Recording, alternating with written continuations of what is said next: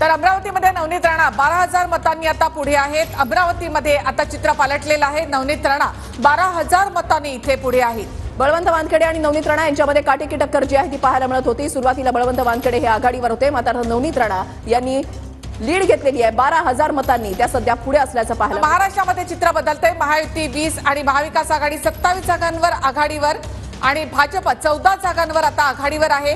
काँग्रेसचा आघाडी घटलेली आहे। काँग्रेस 9 जागांवर आघाडीवर, ठाकरे गट 10 आणि शरद पवार गट 8 जागांवर आघाडीवर। कलानुसार 2019 पेक्षा यंदा काँग्रेसच्या पारड्यामध्ये जास्त जागा पडलेल्या आहेत। कलानुसार काँग्रेस 9 जागांवर आघाडीवर आहे। फुटीनंतर ठाकरे गटाकडे केवळ 5 विद्यमान खासदार जे आहेत ते होते।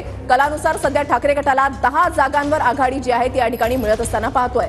मागच्या वेळेला 18 जागांवर शिवसेना विजयी झालेली होती, मात्र फुटीनंतर पवारांकडे 3 खासदार जे आहेत ते राहिलेले होते।